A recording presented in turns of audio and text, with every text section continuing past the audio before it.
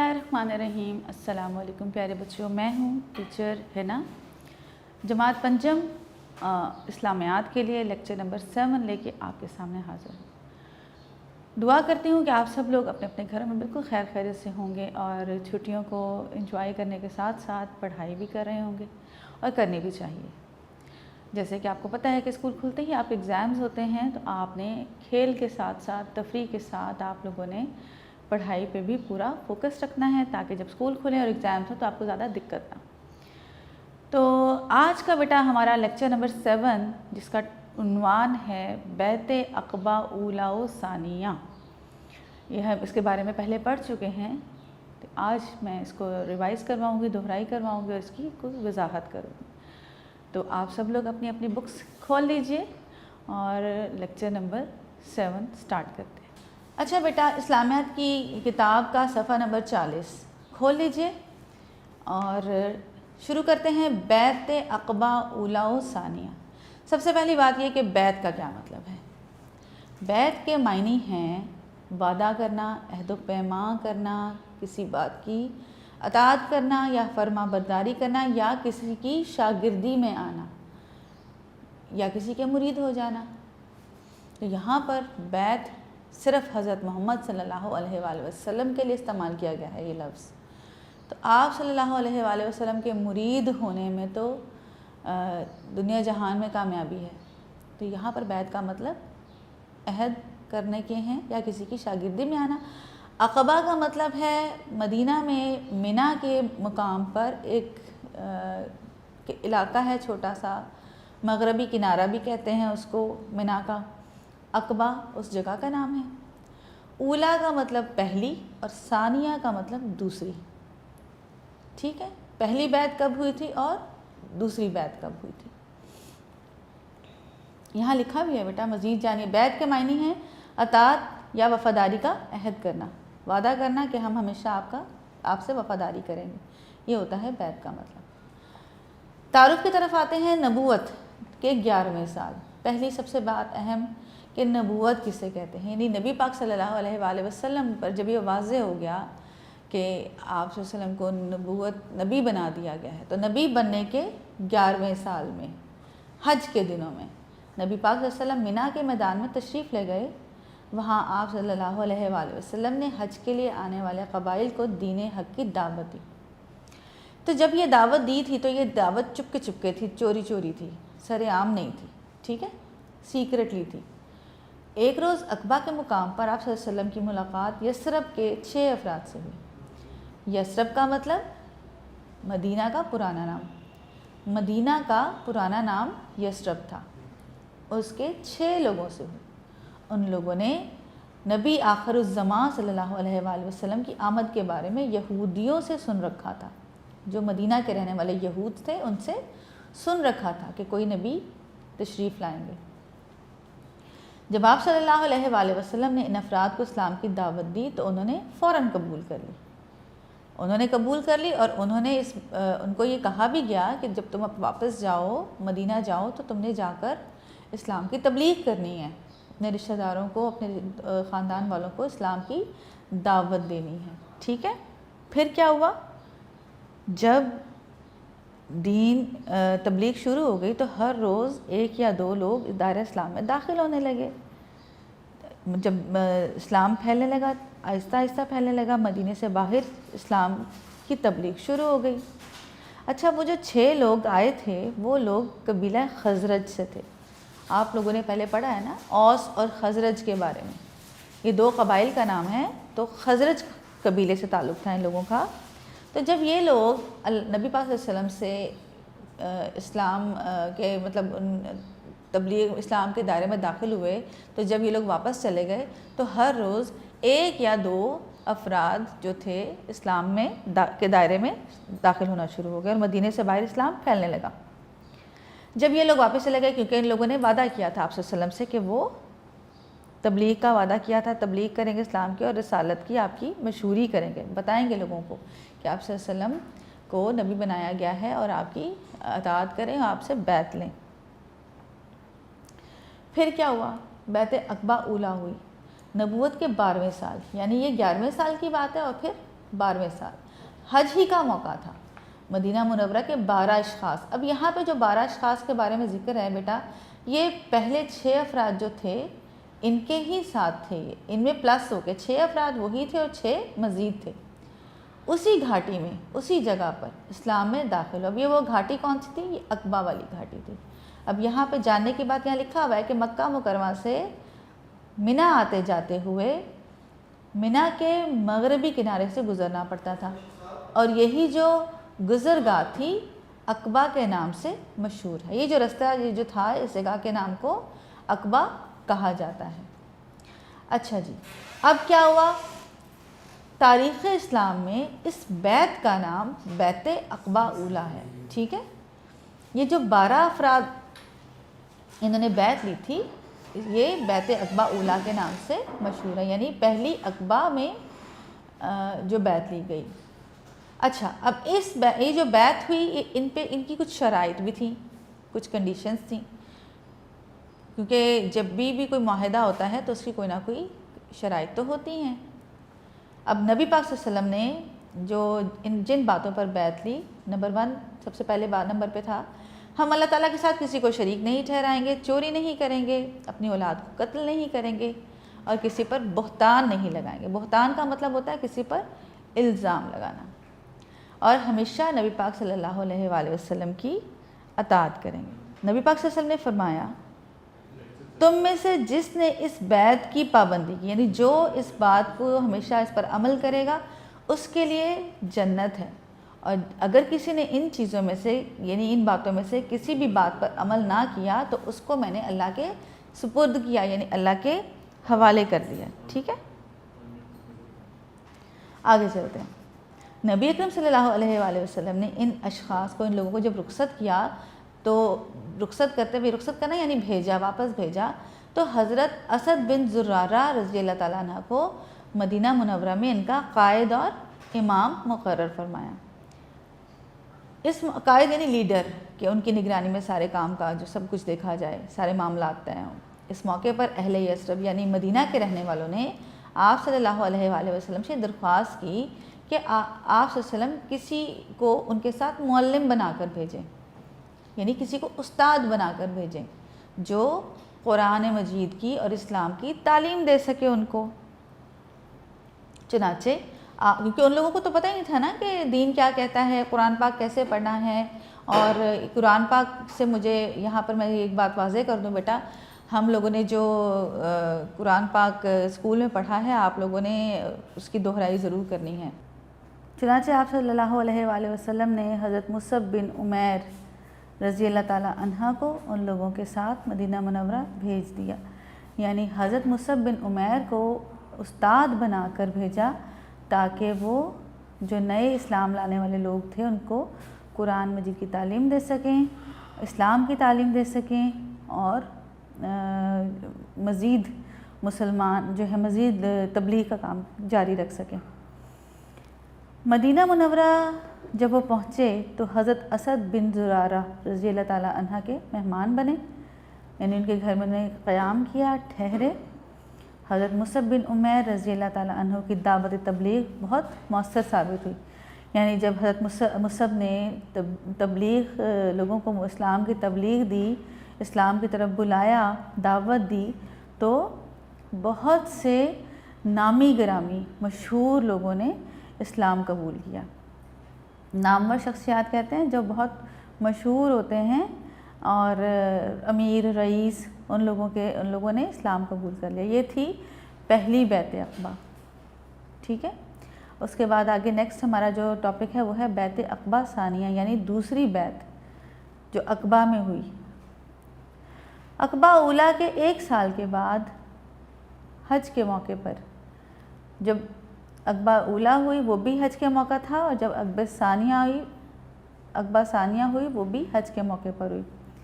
مدینہ منورہ کے تقریباً 75 اشخاص 75 لوگ تھے، جن میں سے 73 جو تھے وہ آدمی تھے، 73 مرد تھے اور 2 عورتیں تھیں. انہوں نے منی کی اسی گھاٹی میں نبی اکرم صلی اللہ علیہ وآلہ وسلم کے ہاتھ پر بیعت کی. یعنی آپ صلی اللہ علیہ وسلم کی شاگردی میں آئے، اسلام قبول کیا، انہوں نے آپ صلی اللہ علیہ وآلہ وسلم کو مدینہ منورہ آنے کی بھی دعوت دی۔ اس موقع پر نبی اکرم صلی اللہ علیہ وآلہ وسلم کے چچا حضرت عباس رضی اللہ تعالیٰ عنہ، انہوں نے آپ صلی اللہ علیہ وسلم کے ساتھ وفاداری کا ثبوت دیا۔ حضرت عباس رضی اللہ تعالیٰ عنہ غیر مسلم تھے، انہوں نے اسلام ابھی تک قبول نہیں کیا تھا، اور نان مسلم ہونے کے باوجود، یعنی وہ مسلمان نہیں تھے، کافر ہی تھے، اس کے باوجود آپ نے حضرت محمد صلی اللہ علیہ وآلہ وسلم کا بھرپور ساتھ دیا، اور وہ مسلمانوں کے دشمن نہیں تھے۔ بیٹا یہ ضروری نہیں ہوتا ہے کہ تمام جو غیر مسلم ہیں، ہر غیر مسلم ہی مسلمانوں کا دشمن ہو، یہاں سے یہ بات ثابت ہوتی ہے۔ ضروری نہیں ہے کہ غیر مسلم دشمنی ہی کرے، انسانیت کے ناطے ساتھ دیا تھا۔ جو آپ کے چچا تھے حضرت عباس، وہ نان مسلم ہونے کے باوجود، غیر مسلم ہونے کے باوجود اپنے بھتیجے کے ساتھ رہے، اور انہوں نے انسانیت کے ناطے آپ صلی اللہ علیہ وآلہ وسلم کا ساتھ دیا، اور اہل یثرب سے کہا، آپ صلی اللہ علیہ وسلم نے فرمایا اگر مرتے دم تک نبی اکرم صلی اللہ علیہ وآلہ وسلم کا ساتھ دے سکتے ہو تو بہتر ہے، ورنہ ابھی سے کنارہ کش ہو جاؤ۔ یعنی آپ کے چچا نے اتنی بڑی بات کی کہ اگر تو تم مرتے دم تک نبی اکرم صلی اللہ علیہ وسلم کا ساتھ دو گے پھر تو ٹھیک ہے، ورنہ ابھی سے الگ ہو جاؤ۔ بیعت عقبہ ثانیہ جب ہوئی، اس پر بھی کچھ شرائط تھیں۔ میں نے آپ کو پہلے بھی بتایا، کوئی بھی معاہدہ ہوتا تھا، ابھی بھی جو ہوتا ہے اس کی کوئی نہ کوئی شرائط ہوتی ہیں۔ اس کی کچھ شرائط یہ تھیں کہ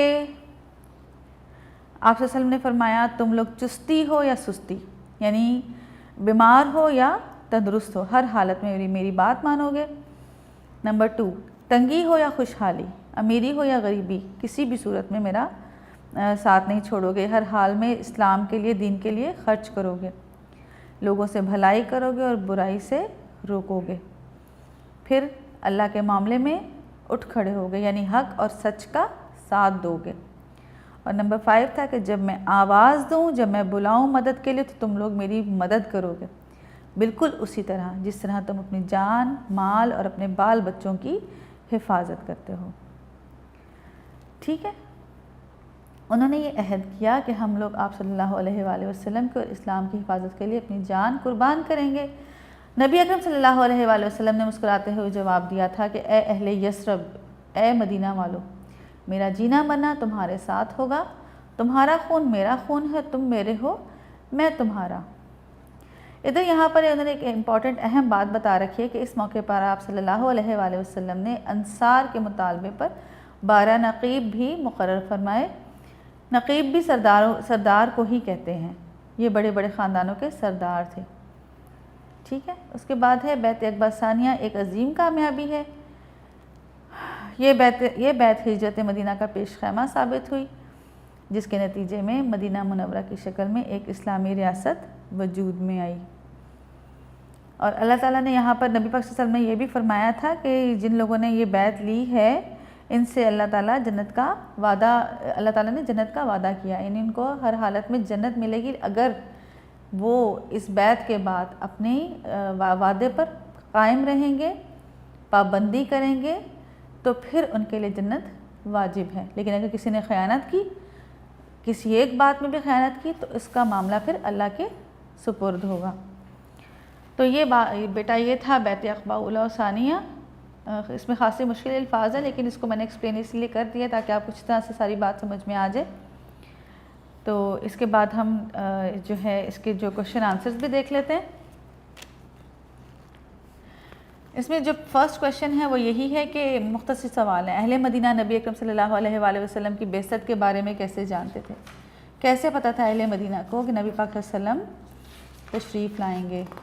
بیٹا اس کے بعد اس کے سوال جواب ہیں، مختصر سوال جواب کہ اہل مدینہ نبی اکرم صلی اللہ علیہ وآلہ وسلم کی بعثت کے بارے میں کیسے جانتے تھے کہ آپ دنیا میں تشریف لائیں گے یا آپ پہ نبوت آئے گی؟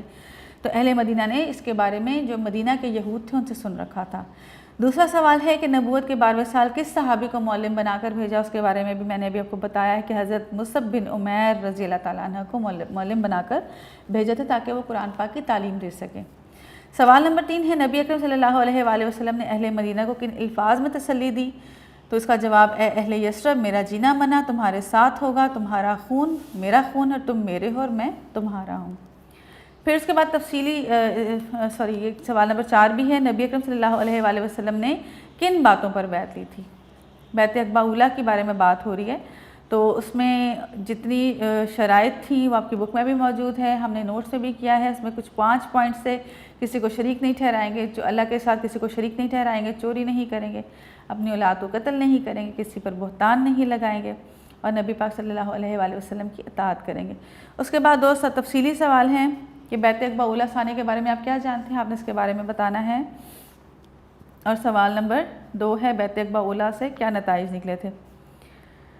تو یہ سوال جواب اپنے اچھی طرح سے یاد کرنے ہیں۔ سوال نمبر 2 میں یہی بتایا گیا ہے کہ کس طرح جو ہے مدینہ جنہوں نے اسلام قبول کیا تھا نیا انہوں نے کس طرح سے درخواست کی تھی کہ ہمارے ساتھ کسی معلم کو بھیجیں جو ہمیں قرآن پاک کی تعلیم دے سکیں، اور پھر مزید لوگ جو ہے دائرہ اسلام میں داخل ہوتے چلے گئے تھے، اور یہ ایک عظیم کامیابی تھی جس کی وجہ صورت میں اسلامی مدینہ منورہ کی صورت میں ایک اسلامی ریاست وجود میں آئی تھی۔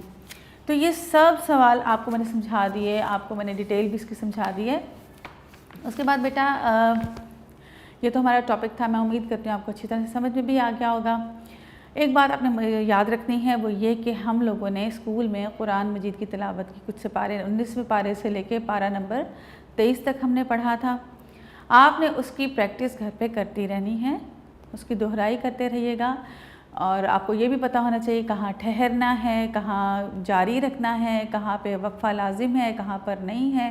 آپ وہ جو علامات اس میں قرآن پاک میں دی بھی ہوتی ہیں آپ نے ان کو بھی یاد کرنا ہے، آپ کو پتہ ہونا چاہیے اس کے توآ کا یا میم کا یا لام الف جو لا لکھا ہوتا ہے اس کا کیا مطلب ہے۔ ٹھیک ہے، اب ہم آگے ناظرہ کی طرف آتے ہیں۔ حدیث نمبر 2 ہم پڑھیں گے، تو آپ اپنی بک کھولیے۔ جی بیٹا، پچھلے لیکچر میں ہم نے حدیث نمبر 1 پڑھی تھی، میں نے بتایا تھا کہ حدیث ان الفاظ کو کہتے ہیں جو نبی پاک صلی اللہ علیہ وآلہ وسلم نے اپنے زبان مبارک سے ادا کیے ہوتے ہیں، اس کو حدیث کہتے ہیں، قول کو یا تقریر کو حدیث کہتے ہیں۔ حدیث نمبر 1 حیا کے بارے میں تھی، ہم نے اپنے پچھلے لیکچر نمبر 6 میں پڑھی تھی۔ آج ہم حدیث نمبر 2 پڑھیں گے جو کہ بھائی کے بارے میں۔ بسم اللہ الرحمن الرحیم۔